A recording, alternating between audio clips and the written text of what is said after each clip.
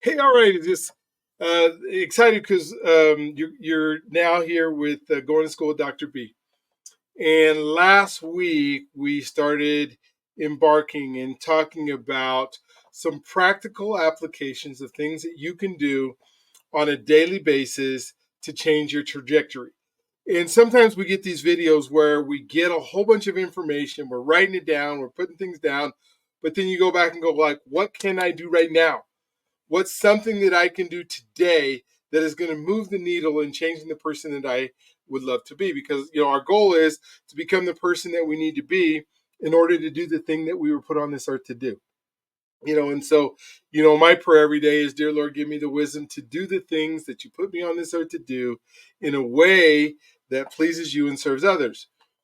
And so last week I began to talk about 5 things that you could begin to do. And the feedback that I got was, hey, I don't mind the stuff that I need to do because I put a series of do's and don'ts, right? I get 5 things that you can do, 5 things that you need to stop doing. People love, hey, I don't mind doing these new things and getting create new habits and want these wonderful things, but don't tell me I can't have my cake, whatever it is that I'm asking you to do. And so last week I talked about start your day with 3 things to be thankful for. But then I said, don't start your day by grabbing your phone first. Well, a lot of people like to grab their phone first. I said, do promise to make one, do a promise that you keep every day and make sure you keep the promise you keep for yourself. And then I said, stop watching the news. Then I said, do some kind of promotional videos that you watch, some things that you spend time on, that you're increasing your knowledge, increasing your ability to be able to understand how things work. And then I said, don't tell others about this, which wasn't too bad. Don't tell others that you've made a decision that you're going to change your life. Not yet. And that was key.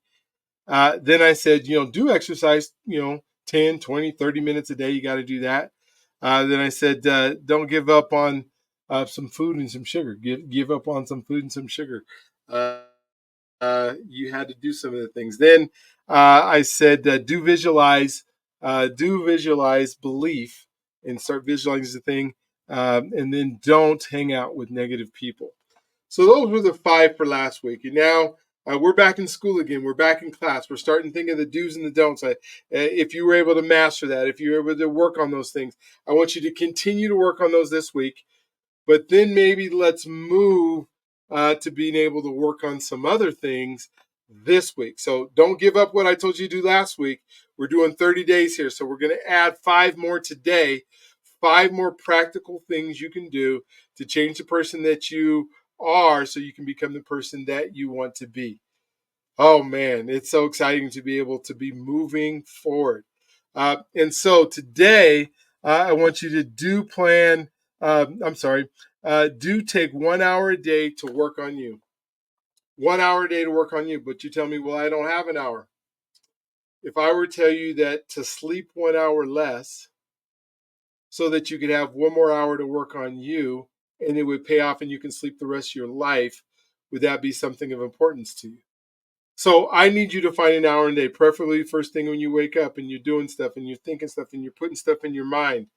But what if it's at lunchtime? Instead of hanging out at the lunchroom, when I was a teacher and I was really getting going and I wanted to leave the classroom and I wanted to do stuff, I ended up staying in my classroom for that 40 minutes of lunch every day instead of going to talk to other teachers, instead of going to the teachers' lounge, instead of going around. Sometimes I even walked. I just go out for a walk and spent that 40 minutes growing me. I would grow me because I needed to become the person I needed to be in order to do the thing I needed to do. And so if that meant for 40 minutes at lunch every day, not talking to other people, and I probably heard comments, Brian don't like us no more. No, it wasn't that Brian didn't like us no more. Brian wasn't going to be hanging out with you for the rest of your life, right? Brian had goals and dreams and things that he wanted to do. And so that 1 hour, what should I do? What should it be a video? Yeah, there are a lot of really great YouTube. So should you spend? I would alternate days of watching videos to days of reading to days of just talking.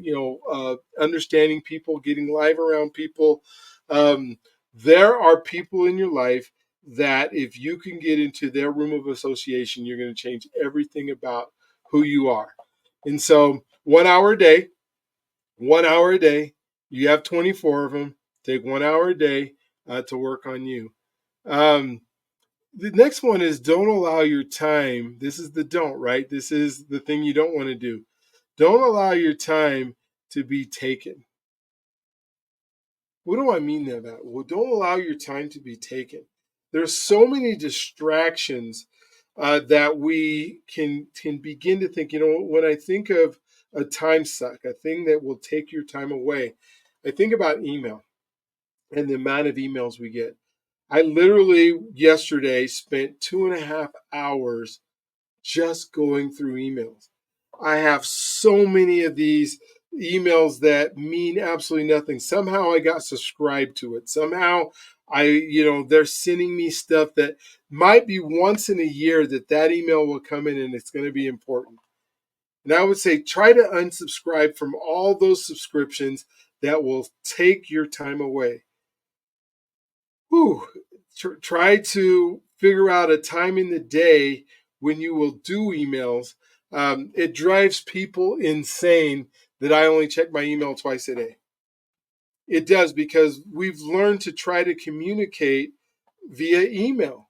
And email was never designed to be a communication tool. It was designed to be an information tool. When I was doing some consulting at a Fortune 100 company and talking to some of their tech team and the things that they did with email, and even the C-suite people would send an email, and one of the things that would happen is, let's say my boss communicates me by email, and so if he's doing that, every time I would hear the bing or every time I would see a little notification on the bottom of my screen, I thought it might be my boss. And so I would stop whatever I was doing. I would look at the email. If it's from them, I would read it, react to it, and then take my mind away for about 10 minutes, right? Because once you've been distracted, it takes about 10 minutes to get back into the group. Well, imagine that happening for twice every hour. That's 20 minutes of every hour that you can never get back on an 8-hour day of non productivity because you're answering email. So if you move yourself to not answering email but once or twice a day, now you're not communicating. And maybe you can work out with your bosses or the people that are important or your family or whoever's sending your email that if it's important, use a modality that is designed for communication, not one that's designed for information. So how about the telephone? Pick up the telephone and say, even if you're a C-suite person, hey, I need you to work on this right now. Now I know if my phone rings, that is probably something important and it's not going to take me away because there's no people are going to be calling me every single minute, every single day of every hour, right? Or how every hour of every day, right? To be able to do something. So I pick up the phone. It's just amazing. I had this little phone that was my grandchild's phone that was just sitting on the desk, and I looked at it and it just worked for me. So that's funny. So pick up the phone. How about text messages? Text messages are a great communication tool, right? You can get it done quick. You don't have to call the person. You can get it done very effectively. Email, not so much. Too many coming in. Oh my gosh. And it drives me nuts that people try to communicate with me via email and then expect that I don't, I respond within 10 minutes of my email, and it's not happening. So that's number 6. Number 7, do be proactive. Be proactive in your day of the things that you're going to do. So if the night before you decide to write a list, that means you're being proactive instead of reactive.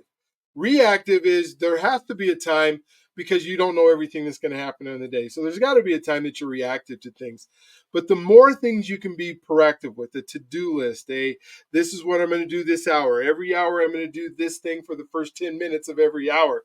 I've decided that in this meeting, I'm going to get this done. If you can be more proactive about your day on all things that happen, leave some time, maybe every hour for the last 10 minutes, I'm just going to react to the things that are calling. You're not spending your whole day not getting the things done. One of the things that I used to do is I'd have a list of all the things that I wanted to do that day. And I would put that list down and I may have had it for the month or whatever it is. And then so I would start on my, I get up early, there's no distractions, there's no phone number, there's no phone, there's no email coming in. And I would actually, start my list and get some of it done. But soon as like 8:30 hit, my phone's ringing. Yep, and I'm in sales. I got to answer the phone. It could be a client that really needs something. You know what? Do they really? Do they need something every single minute of every day? Is it okay for them to leave a voicemail for me to call them back? Most of the time there is. There's some things that I want to make sure they don't lose. I hear these things. Well, usually people go with the first person that they ever talk to. And so if I don't answer my phone, is there a way you could be proactive and have somebody else answer your phone to make sure that you get it, and then let them know, hey, I answered your phone. You're really interested in speaking to you. He's in a meeting right now. Can he call you back in 20 minutes when the meeting's over? Hmm. What if that works? And with all the AI stuff that's available now and the things, be proactive about the things that you need to get done. If there's something that's a high priority, I would even mark them as priority. Does that take a little bit more time setting it up? It does, but it saves you so much more time when you're trying to make sure that the things that you need to get done are getting done. So the next thing about being proactive in number 7 is don't let others dictate your day. Don't let others dictate your day. If you would notice that people the most successful in life, they have their day. I talked about not being proactive, but what about dictating your day? Where they've decided what you're going to do during your day based on, now let's say it's like my grandchild, right? And so I know for the first 2 hours of every day when I get up and she gets here or whatever it is, then that's my time. Well, she's going to dictate that hour, right? She doesn't know any better. She can't say, she says papa, papa, papa, papa, and I say, I guess I got to jump how high, but I've kind of, she doesn't get to do that all day long. She gets to do that for that first time that we're spending time together. Well, what about the other people in your life? Do they dictate all the things that you get done during your day based on what you need to do? Or are you being proactive about saying and setting those boundaries and saying, hey, I have an open door policy that says between the hours of 10 to 11, I'm open for you to come in and ask any questions. And I also have a sign on the door that says, don't come to me with just your problems, come to me with possible solutions, 2 possible solutions, so we can get through it much faster. That's an example of not allowing somebody to dictate your day, because if you just let anybody knock on your door, well, I have an open door policy. How do you get any work done? If you have an open door policy that's all day long and you have that many people that need you and they're coming in all day long needing to talk to you, then your open door policy dictates your whole day. And if you have time for that, that's great. I've never been in a leadership position where I have all day to just be able to answer questions. And what I find out is that in a lot of cases when you're not available, I used to shut the blinds and shut the door and work on getting stuff, that sometimes I would see them peeking through and knocking on the door, and I would say 1 minute, 10 minutes, give me 30 minutes and I'll be right with you. Is it something you can try to solve yourself? Most of the time, if you give them those parameters and you give them the tools to be able to solve those problems themselves, they do just that. They solve the problems themselves. Yeah, so don't let people dictate your day. Okay, number 8. Um, do a journal or a post every single day. So write in your journal, do a post, do video, do audio. Get in the habit of your thoughts being spoken out loud. One of the greatest values you can have is your ability to communicate. And that's not only with other people, but communicating with yourself. And the way that you best communicate with yourself is by saying the things and processing the things out loud. And then when you start to now let others know, this is how I'm communicating, these are my thoughts, these are things, you get better at your ability to communicate with others. And so find some way to do some kind of journal, do some kind of post, do some kind of blog, do that type of stuff and get in the habit of doing it always. I promise you get better at it. And the better you get out, the better you get at communicating. And the better you get at communicating, the better you get at relationships. And the better you get at relationships, the better you get at being able to delegate to people to get stuff done. The more stuff you get done, and then the more success that you will find in becoming the person you need to be in order to do the thing that you need to do. So start that. Don't limit. In the don't, I want you to start limiting your entertainment time. That's a hard one, right? I'm saying, so if you go home and you watch TV for 5 hours each night before you go to bed, How about you go and use that 1 hour that I asked you to do earlier to do something and work on yourself? Limit the things when you're trying to get to the place you're needing to be that are things. I know everybody needs vacations, and I know everybody needs relaxation times, and I know, we used to call, I just need to sit down and veg for a minute. All right, well, veg for 10 minutes instead of 20 minutes. Shave 5 minutes off of that time that you're entertaining. For a lot of our youth right now, it's PlayStation, it's games, it's those, the ability to get into and just not be able to think about your life and your day. And I'm just saying, start limiting that time that you are in that entertainment mode. If it's every Friday night that you go out, how about you go out every other Friday night? If you're going out Friday night, but you need to do something first before you go out, or you send yourself a post, or you do something, limit the time that you are going to entertain yourself.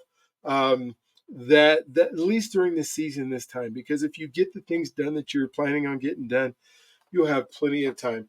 And it's really hard to serve others when you're being fed and you're being entertained. And like I said, I'm not saying don't do it, because you need to do it. Maybe double dip on some of it. If you're going out to dinner because that's relaxing to you, maybe take somebody to dinner that you can engage in relationship with at the same time. Just food for thought here. Hey, number 9, do spend money on your personal development. You need to spend some money. And so the rule of thumb is about 10% of the money that you bring in can be put on personal development. So I say first tithe, that's going to God, and you can't outgive God, and you can't. There's just something phenomenal about tithing. That's a different lesson. That's a sermon. That's when I'll do a Bible study at some point. But the next 10%, so if you're living off of 50, 60%, 10% can go to work on you. What does that mean? Buying a book, subscribing to something that's going to send you something every single day, going to seminars, going out where the time that you're spending, you're going on a trip to another state on a plane. If you saved up for, let's say out of every $100, you put $10, and then, you got $1,000. So that's $100. You do $1,000 a month, and that's $400 or $500 that you can spend on yourself. So start out with that rule. Spend money on yourself. Those who do win. Those who need, maybe it's on a mentor, maybe it's on a coach, maybe it's on somebody who can see the blind spots in your life that can help you now move forward. So spend some money on you, on your personal development. And I guess the rule of thumb is about 10%. And then the other thing that you need to know, and this is hard sometimes, especially if you have a relationship with a spouse, that they take care of all the money in your house. And maybe they're good, and you say, well, they're just good at it. I'm not good at it. I had somebody today tell me that they weren't good. They weren't good at it, and that's something that they're working on. I just want you to know where all the money's going. I don't want you to have to be the person who does all the work.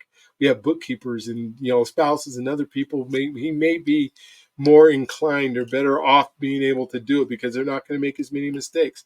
But you should know where all your money's at. You should know how much money goes out, how much money comes in. You need to be able to manage your money, because if you can't manage your money with a little, when you get a lot and become that person, then that becomes bigger and bigger and bigger. And, issues. And when a mistake or something that happens, it could cost you so much. So I just want you to know where your money's at. So learn how to read QuickBooks, learn how to read a spreadsheet, learn how to read a budget sheet. Those are things that are super important. It's really hard to budget if you don't know how much money's coming in. Oh, my wife takes care of all that. Really? So she's giving you an allowance and you don't know where the rest of the money's going? You need to know. Or the opposite. You're the guy and the wife doesn't know where the money is. You need to know where your money's at. So don't, in this case, not know where every penny of your money's going on. Just become a good steward and becoming a good steward doesn't mean you have to do everything. It just means you have to know. You have to be able to read your own balance sheet for your own life. Because then now, how do you know what that 10% that you need to spend on your personal development is? How do you know what that 10% that needs to go to tithing? How do you know where, if we have enough money to go out to eat, or if we know we have plenty of money to go out to eat, how do we know what the type of restaurant that we need to go out on? So make sure that you spend that time learning that portion. All right, so we're on number 10. So we're on our fifth one for this week. Next week we'll do 11 through 15. But for this week, I want you to find new associations. So this week I want you to go out and find a new circle of people, because you are the smartest person in the room you're in the wrong room. And so I want you to start seeking out new mentors, new coaches, new associations, new relationships, new people. That might be part of what you're spending the money on. I heard somebody this last week told me that they now spent the money. I think it was pretty expensive on BMI. It was like $1,000 for somebody to say, I need to be in the room with other people. But then the other part of it is, so how does it work for you? Well, she said, well, out of the 3 months that I've been in there, I've gotten 3 or 4 new deals, and the more deals pay me $14,000 for each of those deals. Was it worth $1,000 to get into the group? 100,000% it is, right? If you make 13,000 for $1,000 investment, you get to keep $12,000. You're doing pretty good.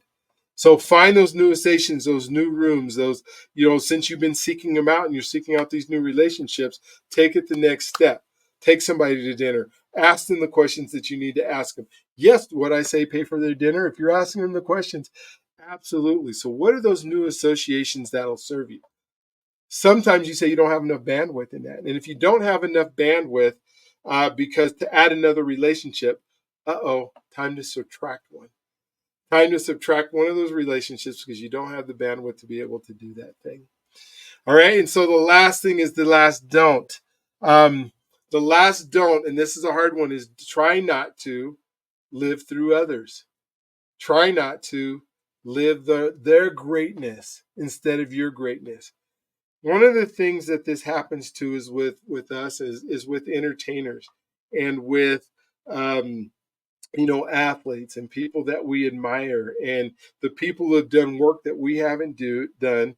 Now they're living lives that we don't get to live, and we kind of try to just snatch on or hang on to some of their greatness because we want to feel that we're part of it. Right? I heard the Olympics just happened, and Stephen Curry, shot a whole bunch of 3-point shots that made the U.S. win into the gold medal match against, I guess it was France, and so it was enjoyable to watch. I really enjoyed it. I saw him, but I started listening the next day of all the people that were like, well, "Yeah, did you see how he sent those 3 points?" and thought about how many shots Stephen Curry has taken from the 3-point line before he was an NBA player, before he was in college, before he was a high school basketball player, or during that time, how many thousands and thousands and thousands of rep. And they talk about how his hand-eye coordination is better than other people's and other people in the world. That's the greatness that he created. And now we won, yes, as Americans, and it was fun to win, and we're there. But I can't live. I don't need to get a Stephen. For me, I don't need to get a Stephen Curry, card. I don't need to, trading card. I don't need to get his jersey. I don't need to watch all the things he does. I don't need to listen every time he talks on TV and kind of live my life through his greatness. And so, whatever that is, where we sometimes have a tendency to feel like we're part of something, a Super Bowl team. I don't even remember who won it was Kansas City who won the Super Bowl this last year. And that's my team, that's my group. Yay, yay, yay. I got Mahomes' name on my back, and we won the Super Bowl, and I want you to be excited that they won the Super Bowl and they did it, but you didn't win the Super Bowl. I hate to tell you that. You didn't win the Super Bowl. The players, the 54 players, or however many, and the coaches and the people who are part of the organization, the team. Now, they want you as fans to feel the excitement of, yes, that's my team and identify with you, and that's great. But who's your team? Who are you the champion for? Who are you the captain of? The team that you're on. Spend more time living through your life, enjoying others' greatness, but then creating your own greatness. Creating your own greatness. I'll say it one more time. Create your own greatness. So there you have it. So we have now just done the second lesson with some practical applications. Again, we'll go over there. Do take 1 hour a day to work on you.